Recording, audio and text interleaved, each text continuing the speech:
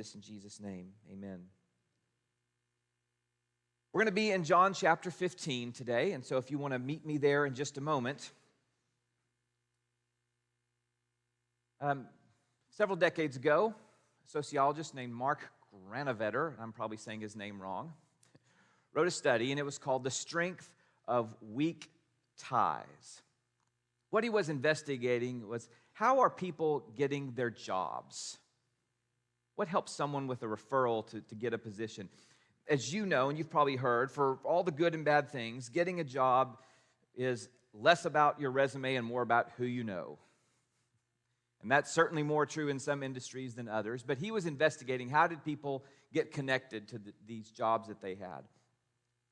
And he determined that the main connector was not what he called a strong tie, like the people who were actually in your circle, but it's a weak tie. It's the person you met once or twice. It's someone who you see once a month at a business lunch.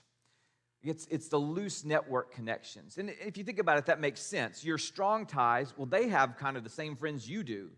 They can't really help you go somewhere else because they're where you are. But the weak ties, they might have a connection because they're a circle out. Maybe they can connect you to this other place that you want to go. And so many people found their jobs because of what he called weak ties. I don't know about you, but I sometimes think our whole society, for good and bad, is built off of weak ties.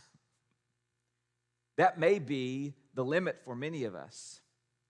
If you think about your connections, I wonder how many of them you would say are strong ties, like you're really close friends with them. And how many of you would say, well, they're just a networking connection that I have. I mean, they're in my contacts. If I call them, they might take it. I'm just growing convinced that our society is mainly built off of weak ties, and I'm not sure that's a good thing when it comes to our relationships. When we get to John chapter 15, Jesus he's kind of in his final discourse, his final conversation with his disciples.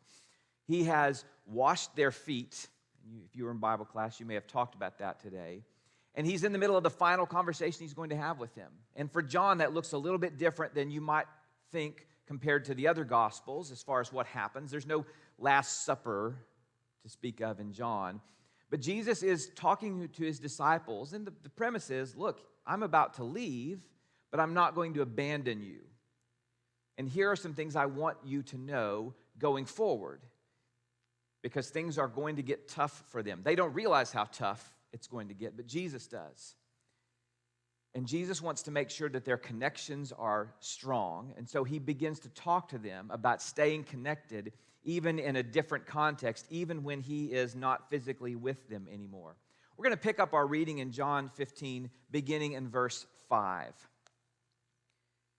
Jesus says, I am the vine, you are the branches.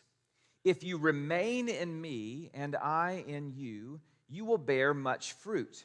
Apart from me, you can do nothing. If you do not remain in me, you're like a branch that is thrown away and withers. Such branches are picked up, thrown into the fire, and burned. If you remain in me and my words remain in you, then ask whatever you wish, and it will be done for you. This is to my Father's glory, that you bear much fruit, showing yourselves to me to be my disciples. And Jesus uses a lot of imagery about vine and branches, and that's an image they would have been used to. In fact, in the temple, the entrance to the holy place, there was a big golden vine hanging, and people would come and leave golden items there, and the metal workers would just add it to the vine. They're used to this kind of imagery. I don't know if, as I read that passage, you picked up on any words that you heard a lot, but the word remain is pretty common. It shows up 7 times just in this chapter. When we think remain, I don't want you to think passive, like just don't go anywhere, just be still. That's not really it. It has to do with inhabiting or dwelling, lingering, continuing, standing fast. When the same word gets used in a noun, it's dwelling place. But this is all over John's gospel. 16 of the 21 chapters have this word remain, and it is the source for our theme this year, this with idea. This is the key passage. This is the one that many of us on staff were talking about and dwelling in as we thought about what word could we use. And that's where Stacy just cut through all the clutter and said, I think the word with is what we're going for in this chapter. And it really is. You think about this word and how much it shows up in John. It shows up when the Spirit comes down as a dove and dwells. It remains on Jesus. There's a lot of talk about the disciples staying with Jesus, physically going to where he is and being there. John tells us that his word dwells in us, chapter 5. It's a common word in John, and we ought to pay attention when it shows up this much. Remain in me, Jesus says, and I will remain in you. Keep going in verse 9. As the Father has loved me, so have I loved you. Now remain in my love. If you keep my commands, you will remain in my love, just as I have kept my Father's commands and remain in his love. I have told you this so that my joy may be in you and that your joy may be complete. My command is this: love each other as I have loved you. Greater love has no one than this, than to lay down one's life for one's friends. You are my friends if you do what I command. I no longer call you servants, because a servant does not know his master's business. Instead, I've called you friends, for everything that I learned from my Father I have made known to you. You did not choose me, but I chose you and appointed you so that you might go and bear fruit, fruit that will last, and so that whatever you ask in my name, the Father will give you. This is my command: love each other. Some final words from Jesus to his disciples, and how deep they are. Do you notice the progression of how love flows in this chapter? So the Father has loved the Son, and the Son loves us, and we love each other. It's not based on anything superficial. It's based on the deep, rich, sacrificial love of the Father that flows through the Son into each of you, and you are commanded then to let that flow out to others. Jesus is not just talking empty here. He has demonstrated this kind of sacrificial love. In chapter 10, he's the shepherd who loves and knows his sheep. In chapter 11, he risks his safety to go bring a friend, Lazarus, back to life. In chapter 13, he's on the ground with a towel, washing dirty feet. And really, what does love look like in this chapter? To lay down our lives for each other. Jesus doesn't say, lay down your lives for me. He says, lay down your lives for each other. And guess what he's about to do in the coming days? Jesus is speaking of love from a rich trove of personal practice. He's modeling for them what it's like to love each other sacrificially. Then he says, you're not servants, you're friends. Now, it's tempting and understandable to think that he's somehow giving them like a promotion from servant to friend. But think about this for a moment. Let's assume he means servant in the sense of someone that you pay to do a job. And I understand there's a bunch of different ways that concept was at work in the first century. If you're a servant, there's a certain time when you're off the clock. You don't have to take that call in the evening. You don't have to work that extra time if you don't want. I'm a servant, and I have a job, and I'm doing this because we have an agreement here. You pay me this money, I do these jobs. Friends don't get to be off the clock, do they? I think it might be a more difficult calling to be Jesus' friend than his servant, because I don't get to say, you know what, I'm busy. I'll come into my regularly scheduled time. Friends don't get to do that, do we? Moses gets called a friend of God, and I don't think things were very easy for him. When I read this chapter and I think about the word remain, and I think about everything going on here, the word that sticks out to me is this idea of connection. I think it's all over the place. It's all about staying connected to Jesus, staying connected to each other. But the thing about it is this, that connection is going to require intention. It does not happen automatically. Connection is not easy. It doesn't show up by default. Connection takes our intention. That's what Jesus is saying here. Stay connected to me, stay connected to each other. We're part of this plant that grows together, and nothing is independent. We're all in this together. And this connection, this intentional connection, I think it usually looks like sacrifice. I don't know about you, but connection is not easy. And as I think about our context here, I wonder if the most valuable thing we have to sacrifice when it comes to connection is our time. Different ones of us have the potential to bring in more money. That's not always limited for some of us. But all of us have the exact same amount of time. And time, I've come to believe, is perhaps our most valuable commodity when it comes to staying connected to Jesus and staying connected to each other. I wonder how good we are at making time for each other, to stay connected as Jesus commands. You know, people have told me a lot about, they said, when you're moving to Dallas, here's some things you need to know. And one of the things someone told me, and this may or may not be true, I wonder if you think it's true. They said Dallas is one of the friendliest cities, and it's the hardest place to make friends. Some of you who are newer might resonate with that. And I don't know how true that is, and all of us have different experiences, but I suspect that might be true for some of you, that everyone's friendly, but it's really hard to actually make deep connections because perhaps we're so stuck in weak tie mode. We want weak ties, people we can call on if we need them, but we don't really want to be vulnerable and make friends with them. This hit true for me, not so much here, but when we were making our move from Oklahoma City to here, I just had this realization.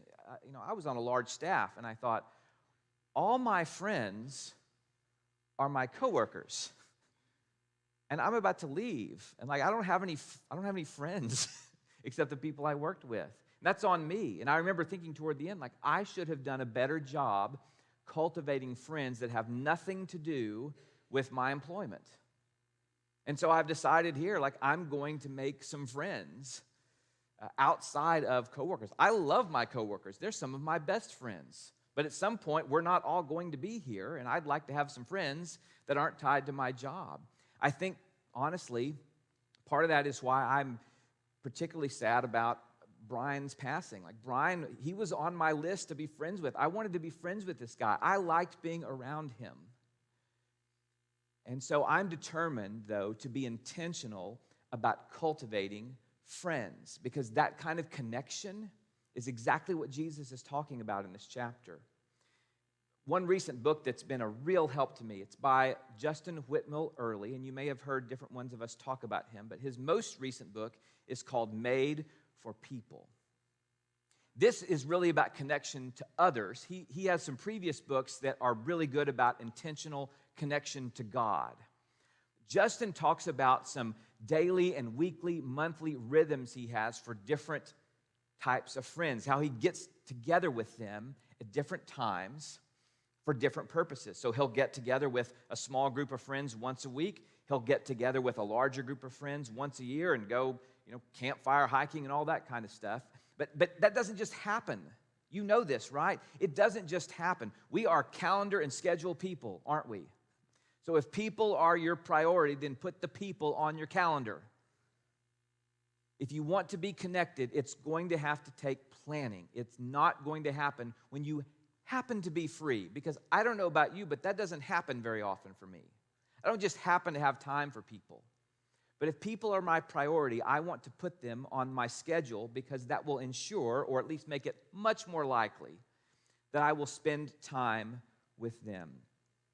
Everything in this chapter is about intentional connection with Jesus, an intentional connection with our brothers and sisters in Christ. And I think in a scattered and busy culture, that may be more important than ever, but it might take more work than ever because it's not going to happen casually. Jesus did not die so that he could be a weak tie for us. Right? He didn't pray in the garden so that we could just say a quick little prayer on our commute and call it good. And he didn't die so that he could fit into our schedule if nothing better comes along. And he wasn't raised from the dead so that we could spend time with him if, I don't know, league sports don't interfere. Okay? It's going to be, it's going to be hard. I know what we're up against, okay? And nobody needs another guilt trip about their time. It's not about commitment. It's not about our hearts. It's about priority. And it's going to take intentionality to stay connected. And we're fooling ourselves if we think that we can stay connected to Jesus and to each other without making significant time commitments. Jesus says, remain in me. That's not a passive act. That takes intentionality. And I've seen what happens when we intend to do something. And if we intend to stay connected, I'm confident that we can make it happen. So I want to close by showing you another work of art. I've been doing this a lot lately, and I don't want to get too much in a rut, but so this is a painting by a guy named Tintoretto, and it was kind of a, 1500s painting, and he's depicting the foot washing that many of you talked about in class. And, you can kind of make out some characters. There's, I think, Jesus and Peter over on the right, and there's Judas isolated on the left. There's the disciples who comically are trying to, remove their pants somehow to get their feet washed. I don't know what's going on here. There's the room where the Last Supper is being held. So that all seems normal. Do you see what's front and center in this painting? It's a dog. Now, how many religious paintings have you seen with a dog in them? Not very common. And in fact, this painter had to go through the Inquisition because you can't have irreverence in your works of art about Jesus. You can't do that. But somehow this passed with the dog front and center. So here's what most people think, and I think this is a fitting close. You want to symbolize something that has a sacrificial love for others, who is loyal, who is connected, who knows what it means to stay with someone. Perhaps the best image we could leave ourselves with is that of the faithful dog who's front and center while all this action is happening, who stays there and is connected to all the people around. Greater love has no one than this. They lay down their lives for each other. The least we can do is to be intentional about our connections with each other as Jesus commands us here in John 15. Let's stand and sing. Faithful love flowing down from the thorn-covered